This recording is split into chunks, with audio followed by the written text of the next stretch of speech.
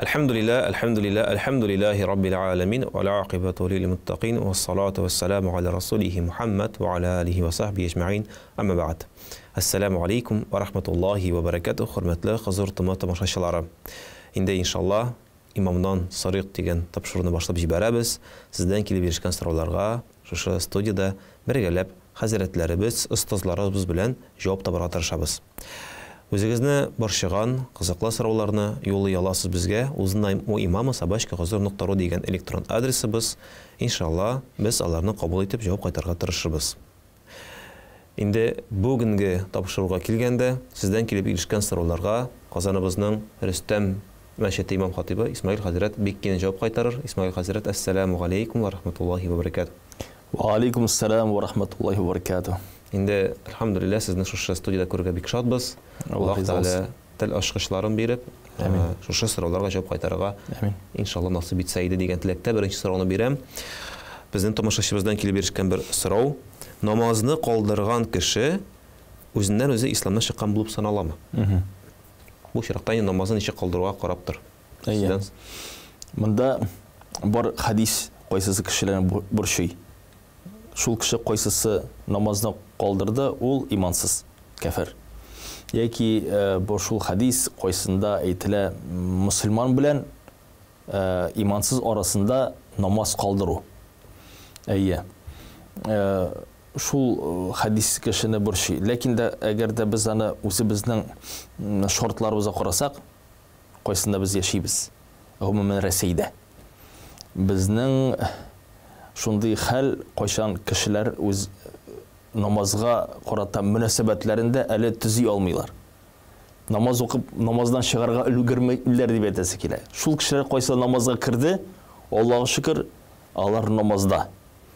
Бик сирәк очраклар була, қойсалары намазларын қалдырып торалар, яңадан кайталар намазга. Қалдырып кына торалар. Гомумән ташламыйлар намазны. Шуңар да мұнда түгел келерге керек. Галимнәр әйтеләр, әгәр дә кеше намазны калдырган вакытта ул аны кирәк түгел, мәгънәсез, Аллаһ кушмаган моны. Ягъни тагын да нинде булса бер сүзләр белән аны инкар итү сүзләр белән аны калдырса, ул вакытны чынлыкта ул иман дигән, Аллаһка ышану дигән, Пәйгамбәр Мухаммад Мустафа саллаллаху алейхи ва саллям динен кабул иттем дигән сүзгә каршы чыга. Каршы чыга. Әгәр дә инде кеше намазны үтәмәсә, яки калдырса, намазның мөһимлеген аңламыйча, ничек мәсәлән бала чагалар, хәтта яшүсмерләр 15-16 яшьлекләрдә кайсы әтәнисе алар өйрәтеп бетерми, намазны өйрәткән, ләкин дә ни сәбәптән укырга икәнен мөһимлеген өйрәтеп бетермәгән. Ул намазны йоклап калдыра, яки үтәми, яки ярар, иге кайткач укып куйырмын дип әйтеп куя, яки бүген үтәмим дип әйтеп куя, бүген укыйсы килми дип әйтеп куярга мөмкин ул. Ул вакытта ул хата кыла, ләкин дә имандан, диндән чыкмый иншаллаһу тааля. Бар шул кешеләр кайсылары намаз турында гомумән белмиләр. Аларның өстендә намаз ук түгел. Аларга иман кәлимәсе ла илаһа илляллаһ Мухаммад Расулуллаһ кәлимәсен әйткән вакытта ышанып әйтергә кирәк. Теге бөтен мәгънәсе белән аларның өстендә менә шушы вазифа булып тора. Намаз укуда, ураза тотуда түгел, хаҗ закатта түгел. Менә шушы иман кәлимәсенең мәгънәсенә төшенергә кирәк. Һәм дә дини кешеләр аларга уларны онатырга тиешләр. Гадәти хәлдә без кешеләргә әйтеп куябыз, шул кеше кайсы намазны калдырды, яки үтәмәде, ул кафир дип әйтеп куябыз, куркыту сәбәбеннән. Без телибез, алар теге куркып намазга бассыннар, яки куркып намазны калдырмасыннар дип. Ләкин дә кеше намазны әһәмиятен белмәгәч, төшенмәгәч, һәм дә аның әһәмиятен аңар җиткезә алмагач, ул аны калдырудан зур куркыныч күрмәячәк. Безгә дини кешеләргә, кайсыларга Аллаһ Субханаһу Тәала бирде шундый ниъмәт, ислам динен аңлау, һәм дә ислам динен үтәүне мөһимлеген аңлауны Аллаһ Тәала безгә биргәч, biz иң беренче шуны тапшыра тиешбез кешеләргә. Ни сәбәптән калган кешеләр, туганнарыбыз, гаилә әһелләре, балаларыбыз якыннарыбыз намазын үтәми, гадәти хәлдә мусульман кешесе дини ислам диненең кыйммәтен аларга тапшыра алмау сәбәбендә. Менә ул нәрсәсе булып тора. Әгәр дә без аларга намазга карата мөнәсәбәтне үзгәртә алсак, ул вакытны иншаллаху таala кеше намазны үтәячәк. Гомумән күңеле душман булган кеше генә намазны үтәмәячәк. Икенче яктан безнең дәүләтебездә барча шартлар тудырыла кеше намазны үтәсен өчен, мәчетләр төзү мәсьәләсендә. Ике гаетнең ял көннәре булу ягыннан карасан микән, мәчетләр ачык булу ягындан карасан микән, шартлар тудырыла. Һәм biz күрәбез, имамнар мәчетне төзергә авыр, ләкин дә халыкны җәлеп итәргә, намазга аны мөһимлеген аңлатырга тагын да авыррак икән. Кешенең күңеленә керергә җиңел түгел мәсьәлә. Кешене үзеңдән итәргә бик тә җиңел. Үтәмәйсең икән, син кафир, мусульман түгел. Ярар дип әйтә, ул китә. Булады шундый ишраклар, кайсан авылларга киләләр мусульманнар, гади татар халкына әйтәләр иде, сез намаз укымагач, сез кафирләр дип әйтеп куялар иде. Һәм дә икенче дингә чакыручылар килгәч, алар әйтә, сез бит мусульман дип әйтә, сез бит татарлар дигән. Юк, безгә менә килеп киткәннәр иман хәтлек җегетләр, алар безгә кафир дип әйт, безгә әйттеләр дип. Шуның белән ризалашып калалар, беләсең, ул бит куркыныч мәсьәлә. Безнең вазифа, безгә инде дингә Аллаһ Субханаһу Тәала күңелебезне ачкач, кешеләрнең күңелләрен дингә ябып кую түгел. Яңадан biz калган кешеләргә шуның белән бүлешү иншалла, аларның да күңелләрен ачып җибәрү дингә иншалла. Күбрәк кешеләргә диннең җиңеллеген, аның мәрхәмәтлеген, ачыклыгын күрсәтергә. Һәм дә әлбәттә шул кешеләр кайсыларын без күрәбез, елына хәтта бер мәртәбә мәчеттә biz әйтә алабыз, ул мусульман дип. Һәм дә без аңа шуны чакырга тиешбез. Кил мәчеткә, гаит намазына хәтта катнашсаң да, син иншаллаху таala мусульман, безнең арабызда буласың дигән мәсьәләгә без өйрәтсәк иншалла. Чөнки кеше курка, аның өчен намаз ул ниндидер бер шундый зур гамәл, кайсын аны үтәп бетерә алмый, тәһарәтнең җиңеллеген аңлатсак. Имам артында намаз укысаң, дугаларны укырга кирәк түгел дип аңлатсаң иншалла. Ул киләчәк, Аллаһ бирсә. Җитәкчеләп алып барсаң, бер кичке вакытта, кайчан кеше мәчеттә шул хәтлек күп түгел, яки җума вагызына алып барсаң, бер күркәмле бер хәзрәткә, шәхескә кайсы инде үтә теге бирелеп вагызларын сили ала. Ул вакытны иншалла безгә менә шушы хәдисләрне кайсысы намаз укымасаң син кафир дигән инде туганыбызга, дусларыбызга сөйләп торга сәбәбе булмаячак. Шул кешеләр кайсылары ашыгалар, кешене кафир дип әйтергә белсеннәр. Бар икенче хадис. Кайсында әйтелә, әгәр дә син сәбәпсез кешене кафир дисәң, ул сүз аңар барып ирешә, яки ул әйткән кешесенә кире кайта. Аллаһ каршында ничек җавап кайтарасың? Менә шунысы бар бит. Гомер буе намаз укып, ураза тотып, бер кешене инде намазга чакырам дип кафир дип әйтү кую сәбәбеннән киләчәктә үзеңнең динең кабул ителмәсә, яки үтәлгән хаҗың сызылып ташласа, үтәгән уразаларың, биргән садакалар сызылып ташласа, нәрсә эшлисең? Ул вакытны иң беренче кеше үзенең турында кайгыртырга тиеш. Әгәр дә кешене дингә чакырасыбыз килсә, намаз үтәүен теләсәк, ул вакытны диннең җиңеллеге ягындан, күркәмлеге ягындан үзебезнең үрнәк белән күрсәтергә тиешбез иншалла. Менә шушы намаз мисалында нинди гамәлләрне кеше калдырса диннән чыга, нинди гамәлләрне калдырса чыкмый. Безнең динебездә бар фарыз эшләр. Беренчесе ул шаһада, ла илаһа иллаллаһ Мухаммад Расулуллаһ. Ул фарыз. Аны һәрбер бу дөньяда кеше әйтергә тиеш иншалла. Аны тел белән генә түгел, күңел белән ышанып, үзен мусульманнар арасында хис итеп, һәм дә Мухаммад Мустафа саллаллаһу алейһи ва саллям динен, ислам динен кабул итеп. Гомумән ла илаһа иллаллаһ Мухаммад Расулуллаһ дип әйтте генә түгел, әле ул мусульманлыкны, шәригатьне, ислам динен кабул итәргә тиеш, хаклык дип, Кур'ан хак дип әйтергә тиеш, мусульманнар хак дип әйтергә тиеш. Күңеле белән, тел белән генә түгел иншалла. Гомумән ләштерә нәрсә ла илаһа иллаллаһ Мухаммад Расулуллаһ. Икенчесе ул намаз. 5 вакыт. 6-да түгел, 5. Менә шушы намазны үтәү генә түгел, без аны инкар итәргә тиеш түгелбез. Кирәк түгел, ул кушылмаган, ул мәгънәсез дип әйтергә тиеш түгел. Әйе, үтәмим инде улым. Әйе, белем җитмәй, куркам. Үзенең бер сәбәбен әйт син аны. Менә шынлыкта ни сәбәптән син үтәмәй? Ялкауланам дип әйтергә мөмкин син аны. Үтәсе килмәй, әйе, хәзерге вакытта мин эшлим. Үзеңнең әйт сәбәбең, ни сәбәптән намаз үтәмисең? Без мусульманнар иншалла хәзрәтләр табырбыз инде шушы мәсьәләне ничек хәл итәргә һәм дә ничек сине барыбер намазга бастырга. Ләкин дә әйтмә, намаз кирәк түгел дип. Икенчесе ул ураза. Өченчесе ул ураза. Ягъни Рамазан айында 30 көн буе ураза тоту. Әгәр дә кеше үти икән уразаны, намазны үтәми икән, biz aның нәрсә әйтеп әйтәбез, уразан кабул булга дип әйтәбез. Бар шул кешеләр кайсы ашыгалар, намазны үтәмәсәң, уразан кабул түгел дип. Бар һәрбер гамәл үзенә карата. Ураза уразаңа, намаз намазыңа иншалла. Һәм дә әлбәттә шул кешеләр кайсылары уразаны үтәмиләр, аларга әйтергә тиеш түгелләр. Ничек тә булса бер мәгънәсен кимсетеп, кирәксезлек итеп табып, инде сез бу мәсьәләне эшлисез бер кимәтмәшле. Лекеге әкиятләргә нигезләнеп кенә без ул сүзләрне әйтмибез. Әйе, без үтәмибез ураза. Әле үсеп җитмәдек. Аллаһ бирсен, без дә үтәрбез дип әйтеп куйырга кирәк иншалла. Әгәр дә үтәмисең икән. Закат, садака. Ягъни кешенең нисабы җиткәч, 40-тан бер өлешен ул тапшыра фәкыйрләргә. Кеше аны кабул итәргә тиеш күңеле белән. Хәтта үтәмәсә дә. Әйе, истигъфар кыла, әгәр дә эшләмәсә аны.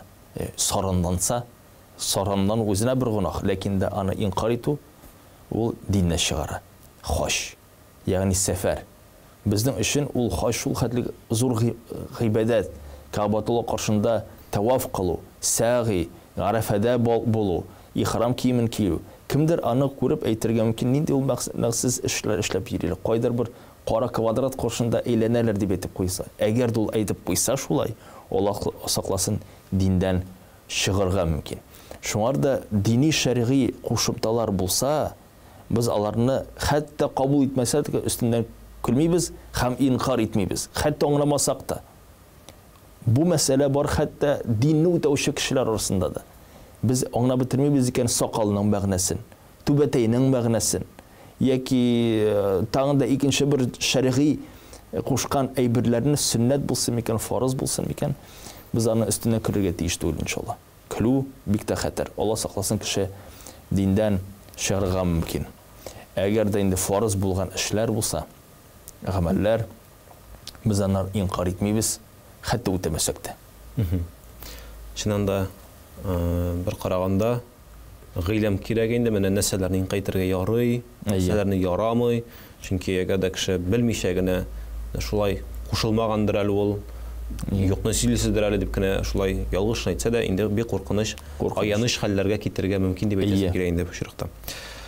Инде менә сез әле бер килгән вакытта әйтеп киткән идегез, фикхны өйрәнергә кирәк дип бу чиркта инде шушы тагын бер куатлыйбыз инде идегез, бу тапшырда да фикхны өйрәнсәк иншалла. Әйе, фикхны өйрәнсәк күпкә җиңелрәк булачак иншалла. Күпкә җиңелрәк. Безнең Әбу Ханифа да бит теге гакыйдәгә караганда да инде фикхны якынрак кабул иткән, күбрәк кабул иткән, чөнки шуннан да тормышыбызны җиңеләтә торган әйберләрнең берсе ул фикх гыйлеме җәмәгать. Инде менә шундый теге моңарчы бер каяда ишеткәнем булмаган сорау, ләкин шушы сорауга якынрак бер сорауны биргәннәр иде теге сахабаларның кайберләре дип әйтик инде, һәм аларга бәдәвиләр дә җавап кайтарганы, җәннәттә теге иген шәшеп буламы дигәч инде, моны сораган булсалар, я ансарлар, я анда теге мухаҗирлар сораганнардыр, без бәдәвиләргә кирәк түгел бу дип теге җавап та кайтарган хәтерлим. Инде алга таба киткәннәр безнең тамашачыларыбыз, сорау биргәннәр, җәннәттә бала табып буламы икән дип. Ягъни кияүгә чыгып, мәсәлән, бала табып анда никах укып. Җәннәт турында гомумән Аллаһ Субханаһу ва Тааля Куръан-ы Кәримдә әйтә, сез теләгән мәсьәлә анда булачак. Ягъни теләмәгән, безнең фикеребезгә килмәгән эшләр дә анда булачак иншалла. Нинди ул Аллаһ үзе генә белә. Ләкин дә җәннәтнең бер сыйфаты, кеше хәтта анда йокламаячак. Ни сәбәптән? Чөнки җәннәтнең кызыклыгы ул төрле яклы булудан, шул хәтлек мәгълүмат, күңелгә кешене хуш килә торган эшләрендә шул хәтлек күп булачак, кешене якын сорауда алмаячак, йокы кешедә югала. Бу дөньяда без арган сәбәптән йоклыйбыз бит инде. Шул ук вакытта бездә бар шундый әйберләр кайсында дөньяда без аны рәхәтлеген күрдек. Бала табу. Пәйгамбер саллаллаһу алейһи ва сәлләмдән шулай сорадылар. Инде ахирәттә, җәннәттә бала табып булырмы? Пәйгамбер саллаллаһу алейһи ва сәлләм җавап кайтарган: "Әйе, табып булыр, ләкин дә сез аны теләмәссез." Ни сәбәптән? Чөнки ул тиз үсәчәк ди. Менә кешенең дөньясы шул хәтлек серле, бу дөньяда без рәхәт әйбердән генә ләззәтләнмибез, авыр булган мәсьәләдән дә ләззәтләнәбез. Хатын-кыз искә төшерә бит баласының тапканын, теге авырлык белән табу вакытларын, йөкле булып йөргәнен, анасын шушы баланы табу, аны үстерү ягындан, убу ягындан, баласы сөйләшә дә белми, кычкыра, иң беренче кем сугыша хатын-кыз белән ул бала, кем кычкыра әнигә ул бала. Мен шуны әниләр әйтерлек сагыналар. Әтиләр дә шуны үзенең кыз баласын бәләкәй булган вакытында сагыналар, улының бәләкәй вакытта сагыналар. Менә шушы кыенлыклар ничек булды? Йокламаган төннәрне. Ләкин дә җәннәттә бу мәсьәләдән кеше азат. Кыенлыклардан, елаулардан, кирләнүләрдән, төннәрне торып садикка барудан, балаларыбызның ширле булулардан азат. Алар сәламәт булачак, икенчедән тиз үсәчәк. Шул сәбәптән кешеләр аны теләмәс. Ләкин әйтелә, җәннәттә кеше теләгән мәсьәләсенә ирешәчәк дип атала, иншалла. Җәннәт ул шул хәтлек бер урын, без аны бу дөньяда бәйлибез үзебезнең рәхәтлегебезгә. Куръан-ы Кәримдә җәннәт дип аны сыйфатлылар, сады, бакчалар дип. Ләкин дә аны икенче сүзе дә бар. Җәннәт дигән сүз күренми дигән мәсьәлә. Ягъни диварлар артында. Ул күренми. Анда булган мәсьәлә бездән яшерен. Әгәр дә гарәпләр өчен җәннәт сыйфатланса, бакчалар белән, аяк астында булган елгалар белән сыйфатланса, күләгәләр белән сыйфатланса, бар бит шундый халык, ничек без әйтәбез, бәдәвиләр, мәсәлән, Сибирның ерак җирләрендә тундырда яшәүче кешеләргә, аларга бәлки ул бакчалар кирәк тә булмаячак. Аларга яшел тундра кирәк булачак, степь, далалар кирәк булачак, дөяләр кирәк булачак бит инде, атлары, боланнары кирәк булачак бит инде. Шулай балык ите кирәк булачак, кем әйтмешли. Аларга бит ул икенче яктан җәннәт ачылыр. Һәм дә әйтелә, җәннәттә менә кешенең күңеле нәрсә теләгән. Хәтта кешенең күз каршында булмаган рәхәтлекләр. Җан рәхәте, сөйләшү рәхәте, аралашу рәхәте, кешеләр анда хәтта бер-берсе белән очрашудан, аралашудан, пәйгамбәрләр белән күрешүдән, һәм иң мөһиме Аллаһ белән күрешеп сөйләшүдән ләззәт алачаклар дип әйтелә. Шуннан менә шушы җәннәт турында силисе генә килә, хәтта китәгән әнәсе соңгы җәһәннәм дип сырысы да килми менә шундый чиракларда. Һәм инде искә төшерә, без бүген имам Насыйри тапшыруында biz теге җәннәт белән җәһәннәм турында сөйләшмибез, без бары тик сездән килгән сорауларга җавап кына кайтара. Шуңа күрә әйдәгез әле икенче сорауга күчик. Бик шундый үзенчәлекле сорау, хәзрәт, менә хәзер инде кызыклы сезнең фикерегез. Кыз белән йөргәндә егет аңа бүләкләр бирә. Әгәр дә никах булмый икән, ахырда дип әйтик инде, кыз бүләкләрне кайтарырга тиешме? Егет үзе кире шул бүләкләрне сорый аламы? Мәсәлән, телефон бүләк иткән булса, инде булса алтын әйберләр, кием бул мәсәлән. Монда фақихлар шулай дип әйтәләр. Беренчедән, аларның йөрешләре без ислам дини күзлеге буенча караган вакытта, ул безнең киләчәктә никахыбыз булачак дип йөрешә алалар. Гадәти хәзер вакытта тормыш йөрешүе түгел. Без күрергә ияләшкән әйбер түгел. Һич тә. Без мусульманның күзлегеннән карыйбыз. Мусульманның күзлеге ничек җегет белән бер кыз йөрешә алалар? Әти әнисе белән сөйләшеп, аларның рөхсәтен алып, ягъни валисенең рөхсәтен алып, алар аралаша башлыйлар. Һәм аралашуда ул бергәләп калу түгел, аның өенә килеп аның белән очрашу. Яки инде кешеләр арасында булган вакытта, мәсәлән, туганнары белән туйда очрашу булсын, мәҗлестә очрашу булсын микән инде. Менә шундый эшләрдә, яки бергәләп, мәсәлән, алар укысалар институтта, мәсәлән, шунда очрашып алырга мөмкиннәр. Бу безнең ислам дине күзлеге буенча дөрес кыз һәм дә җегетнең мөнәсәбәтләре. Һәм дә алар очрашалар, күрешәләр бу дөньяда. Алар очрашалар һәм дә күрешәләр. Алар бер максат бар, киләчәктә никахлашу. Шуның сәбәбендә алар килешеп куялар. Менә безнең очрашуыбыз, ул киләчәктә безнең максат нәрсә? Никах. Ул хитбат дип атала. Ягъни килешеп кую. Бездә әйтеп куялар, кулак тышлашып куялар дип. Һәм дә без аларны әйтеп куябыз, алар бер-берсенә кәләш һәм булачак кияү, иншалла. Шушы вакытта әгәр дә бүләкләр биренсә, һәм дә бу бүләкләр мәһр сыйфатында кыйммәтле булсалар, һәм бу бүләкләр ничек тә булса гореф-гадәт белән сөйләшелеп куелган булсалар, ягъни өйләнәсе килгән җегет кызга бүләк итәргә тиеш. Фәлән зәрканнарны, фәлән алтыннарны, фәлән аны йортты булырга тиеш, уланы мәсәлән күпмедер өлеш аңа язып куярга тиеш. Һәм дә билгеләнгән никах көнендә никах булмаса, бу барча бүләк кире кайтарыла.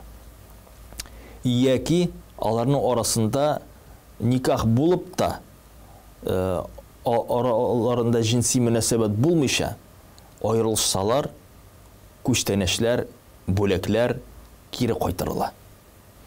Һәм дә җегет аны сорарга да тиеш түгел. Кызның әти-әнисе аны үзләре аңларга тиешләр, иншалла. Кызганычка каршы бездә мусульманнарда авыр айту бар гореф-гадәтләр белән.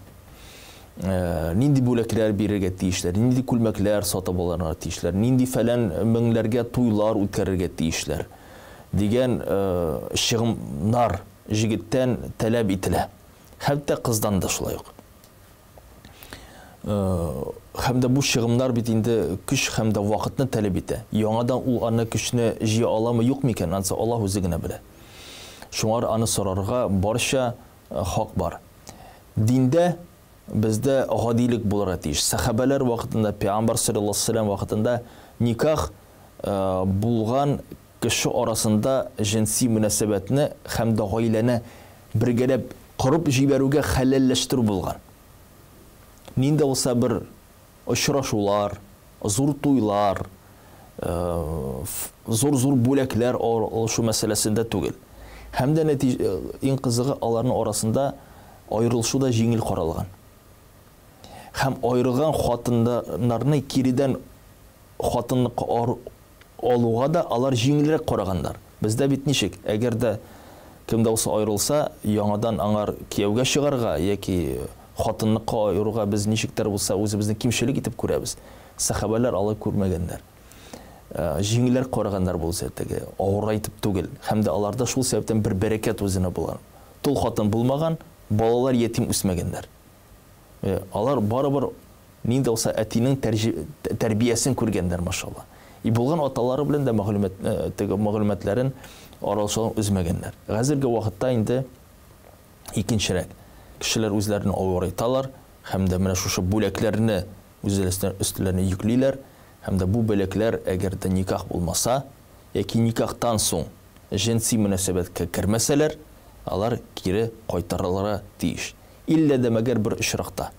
Алла сакласын, никахтан соң кәләш үлеп китсә, ул вакытны бүләкне җегет үзенә сорап алмый. Шуннан инде мондый вакыйгалар булмасын, Алла сакласын. Алла сакласын. Матур гаиләләр корылсын булсын, һәрбер безгә дә матур никахлар.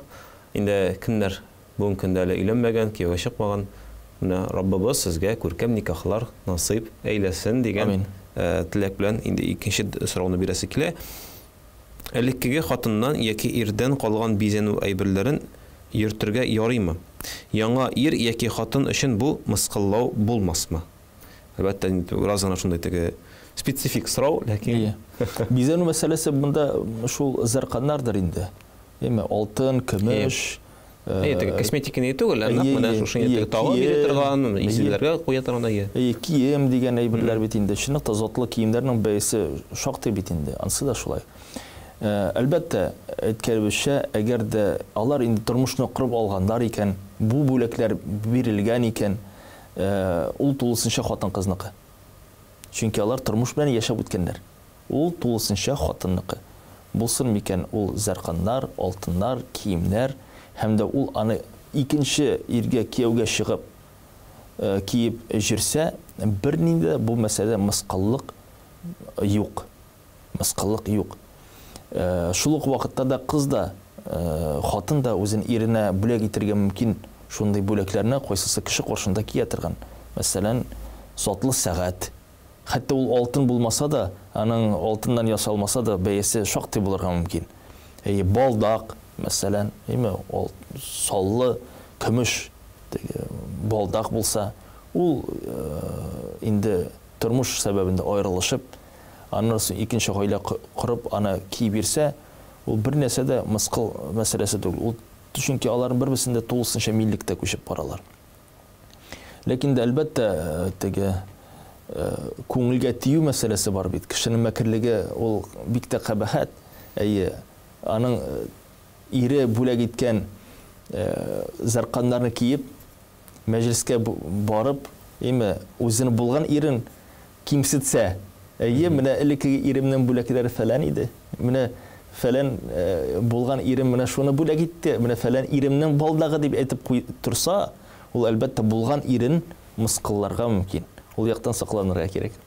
Инде хатын-кыз ирнең дәрәҗәсен, ир инде хатын-кыз дәрәҗәсен сакларга тиештер инде. Сакларга тиеш. Бүләк ителгән, әлхәмдүлилlah, бу минеке, тамам. Кемдән бүләк ителгән, искә төшереп, кемдә булса шуның белән теге төрттереп, булган иреңне яки үткән иреңне яки булган хатыныңны төрттереп йөрүдән ансы инде артыклык. Әлбәттә, анда ул мәсхәрәгә кирип китергә мөмкин.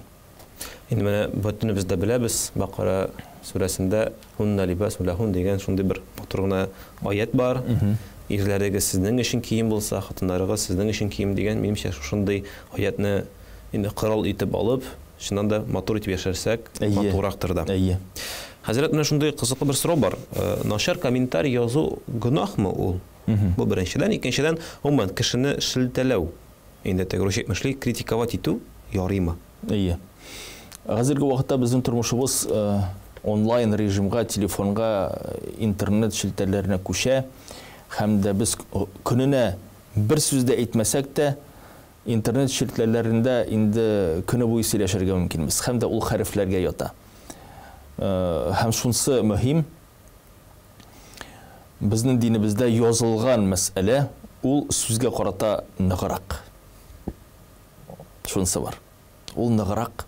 Син язасың, һәм дә ул кала, син аны бүтән хуҗа түгел. Әгәр дә әйтеп куйсаң, әле кешене аңламаска мөмкин, ишетмәскә мөмкин. Шунсы бар. Һәм бүтән ишетмәячәктән, моны күпме кешеләр күрә, укый, үзенчә аңларга мөмкиннәр. Бу мәсьәләдә без алдан язганчы хәтлек уйларга тиешбез, иншалла. Шул ук вакытны кешене ничек тасы тәнкыйтьләргә ярыймы, юкмы? Әгәр дә ул ачык интернет шелтәрендә нахак әйбер әйтсә, дөрес булмаган мәсьәлә әйтсә, яки нинди бер мәгълүмат җиткезсә халыкка, кайсы кешеләрне бутарга мөмкин, фитнәгә кертергә мөмкин. Ул вакытны без аны тәнкыйть итәргә тиеш. Без ачыклык кертергә тиеш. Бу дөрес түгел, җәмәгать. Ләкин дә анда да без аны мәсхәрә итәргә тиеш түгелбез. Нинди кабахәт сүзләр белән. Без махсус әйтергә тиеш. Бу мәсьәләдә синең сүзең дөрес түгел. Бар дини яктан да бәхәсләр күтәрелеп китә. Кеше фикъ ягындан бер мәгълүматны ачыклап җибәрә, ләкин дә син икенче мәсхәб сәбәбендә әйтәсең, юк, бу мәсхәб буенча мәсәлән дөрес түгел, безнең мәсхәбебез дөресрәк дип бер мәсьәләгә керү, бәхәскә керү, ул урынсыз булып тора. Ул урынсыз булып тора. Шул ук вакытта гаип мәсьәләне кешеләргә ачу, ягъни бер кеше вәгазь сөйли интернетта, чыгараны YouTube'ка. Шуннан соң бу кеше хәйрлекне тели. Җәннәт җәһәннәм турында ашыклый, һидаятка чакыра. Ләкин дә бер кеше астында язып куя, син үзеңне кара әле. Өеңдә мәсәлән идәнеңне дә себергәне юк дип әйтерлек. Яки үзеңне кара әле, балаларыңны дөрес караган да юк дип әйтеп куярга мөмкин. Урынсыз. Сен туп-туры яз. Әйт син аңар. Ләкин дә гомумән шәхескә фақат кагылган тәнкыйтьне әйтү урынсыз булып тора. Син яхшылыкны теләсәң дә, кызганычка каршы син кешене гаеплисең һәм дә өстеңә рәнҗешне генә алырга мөмкинсең. Бу яктан сак булырга кирәк иншалла. Мәсәлән, бер кешенең гаибен күрдек икән, ул кешегә комментарийларда түгел, гомумән мәсәлән дип әйтелгәндә, урамда барды, күрдек, кара бу кешегә әйтәсе бар ишәр, яки мәсәлән бер төрле мәҗлестә күреп алдың шул кешене, һәм шул кешегә әйтәсе бар, бу кешенең хатасы бар дип. Аны ничек әйтергә? Шул мәҗлестәме, әллә инде мәсәлән таралган вакытта күреп алдың, үзе генә, бер үзе генә шул вакыттамы? Гомумән мәсәлән кешене шелтәләү дип әйттек бит инде без. Инде без әйтик әйдәгез, шелтәләү генә түгел, кешенең гаибен төзәтү ислам буенча ничек булырга тиеш? Бу мәсьәләдә шулай. Иң беренче кеше белән мөнәсәбәтеңне күрәсең. Мәсәлән, син һәм ул. Ул синең сүзеңне кабул итәме, юкмы? Әлбәттә бу дәрәҗәгә, яшькә карап мәсәлән булырга мөмкин. Мал дәрәҗәсенә хәтта карарга мөмкин. Әгәр дә инде син алдан белеп торасың икән, бу кеше син тыңламас. Аңар килеп әйтүдән файда да юк. Син өчен дуа кылып куясың, я Раббым, аны һидаяткә күндер дип. Ләкин әгәр дә син әйтерлек дәрәҗәң бар икән, син аны килеп әйтәсең. Килеп әйтәсең, йомшак гына, матур гына килеп әйтәсең, дустым, менә шушы мәсьәләдә синең хатаң булды. Мәсәлән, Куръанны бу җирдә дөрес укып куймадың, аны менә шулай укып куела. Бу кеше әгәр дә инде холыклы булса, ул әйтә, Аллаһ разый булсын дип әйтеп куячак. Ләкин дә җыелыш каршында аны дөресләргә хакы бар, аның дәрәҗәсендә булган кеше. Мәсәлән, бер хәзрәт Куръан укый, һәм дә икенче хәзрәт тыңлап утыра. Һәм дә бу хәзрәт хаталанды bir аятта. Икенче аят укып куйды, яки икенче сүрәгә сикереп китте. Ул вакытны ул әйтеп куя аңар. Әйтеп куя. Фәлән аят. Мәсәлән, фәлән дәвам дип. Бу хәтта рөхсәт ителгән намаз эшендә. Бу рөхсәт ителгән хәтта намаз эшендә. Ләкин дә бу хәзрәт инде укып бетергәч, инде дуалар кылып куйгач, хәзрәт мәсәл фәлән аятны дөрес укымадың бит. Аның сузыклары фәлән җирдә шулай дип әйтеп куюдан мәгънә юк. Айрым килеп әйтергә кирәк иншаллаһу тааля. Шул ук вакытта тәнкыйтьне әйтергә, җиткезергә мөмкин икенче кеше аша. Мәсәлән, бер җигет хаталанды, аның атасы аша килеп бу шушы гаибне җайлап кына әйтергә мөмкин. Менә улыңның фәлән гаибен күрдем, үзем әйтә алмыйм, син әйт инде дип әйтеп кенә әйтсә, ул дөрес булачак иншаллаһу тааля. Инде иншалла шулай булсын да, шуннан да әлбәлки теге сорауларга кылгандыр. Менә бу кешене шелтәләү, кешенең гаибен төзәтү буенча хөрмәтле тамашачыларыбыз, сорауларны бирерсез, иншалла юлларбыз. Мин дә менә шушы мәсьәләдә кайбер сораулар кылган, иншалла инде озакка сузмыйча бүтән бер тапшыруларда аерым сөйләшеп китербез. Иң мөһиме инде безнең тамашачыбызның соравына җавап кайтарылды. Алдагы сорау: кеше минем табак савытны ялгыш ватты да гафу итенде. Алсаң әйтерсең, акчасын бирәмен диде. Бу очракта мөселман кешесе нишләргә тиеш? Вакшыл булып күрнәсе дә килми бит дигән. Ярай инде. Гафу итәм. Табак савытның кыйммәтлегенә карата бит инде, әйме? Пәйгамбәр саллаллаһу алейһи ва сәлләмнең гаиләсендә дә андый хәл булды. Табак савытын китерделәр Пәйгамбәр саллаллаһу алейһи ва сәлләм каршына. Бер хатыны аның кырыенда узып китә һәм дә бу табак савытын кулы белән тертеп җибәрә һәм бу табак савыты килеп төшә. Пәйгамбәр саллаллаһу алейһи ва сәлләм әйтә, инде бу табак савытын кайтарырга кирәк. Ләкин дә ул вакытта табак савыты бик тә кыйммәтле иде. Кыйммәтле булган ул. Шул сәбәптән хәтта алар бер табак савытындан үрелеп ашаганнар. Хәзерге вакытта табак савытының кыйммәтенә карарга кирәк. Әгәр дә шунда ук риза бәхил булсагыз, шуның белән гафу ителә, ассаламу алейкум ва рахматуллах. Ләкин дә аның бәясе булса, biz кешегә хәтта ул әйтсә, мәсәлән, сатып алсаң, инде акчасын кайтарырмын дип әйтеп куйса, әйме? Безнең хакыбыз әйтергә бар, дустым, инде үзең сатып ал дип. Үзең сатып ал дип, чөнки сервизы кыйммәтле булырга мөмкин. Әле ул сервисны табырга кирәк бит әле. Шунысы да бар. Әлбәттә, ул кеше тәкъвалы булса, инде ул сервисны табып, сатып алып, бу кешегә китереп бирәчәк иншалла. Әгәр дә инде кеше ризалашса, ярар, мин табырмын, сатып алырмын, бәясен сиңа әйтермен. Әйме, шул мәсьәләдә килешсәләр, бисмилла, алайда. Хәйррәк инде гафу итү. Узурга җибәрмәү. Аның әгәр дә бәясе зур булмаса иншалла. Хәзрәт, сез шулай әйттегез дә, искә төште бер әйбер, әгәр дә мәсәлән, берәр кайда шулай табак сатылса, яра бәхеткә булыр диләр. Шушындай бу хурафатмы беренчедән, һәм шундый хурафатка ышанырга ярыймы инде менә. Әйе. Безнең күңелләребез хурафатларга авыша. Нәрсә эшләтәсең инде? Бу безнең кимчелек кешеләрнең. Нинди генә без гасырларга, гыйлемнәргә ирешмәсәк тә бары кара мәчедән куркабыз. Бар андай бер. Сахабалар вакытында да булган. Теге без сөйләшми торган җирендә ул бер шиметеп куя. Шиметеп куя.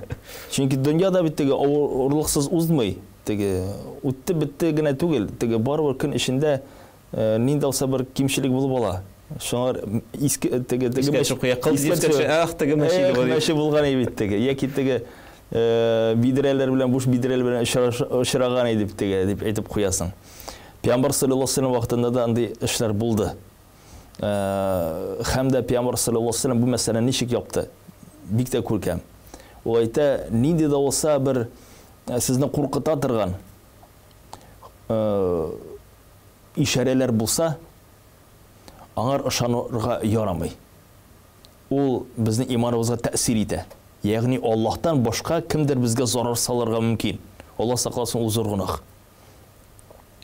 Ләкин яхшы ишарәләр кайсы безне күңелебезне күтәреп җибәрергә мөмкин. Низал бер ишекне ачып җибәрергә мөмкин. Шул сәбәптән ул безгә хәйрле һәм без аны купларга тиешбез.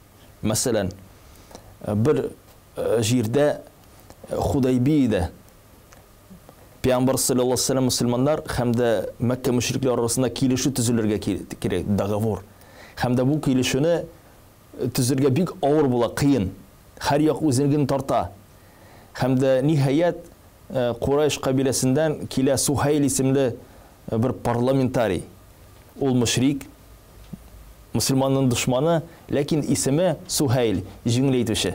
Һәм дә Пәйгамбер саллаллаһу алейһи ва саллям әйтә, кара әле, Сухайл килә. Ягъни аның белән җиңеллек тә киләчәк дип әйтеп куя. Кешенең исеменнән хәтта карый ул. Әзизме? Ул рөхсәт ителгән, ул ярый. Иншаллаһу тәала.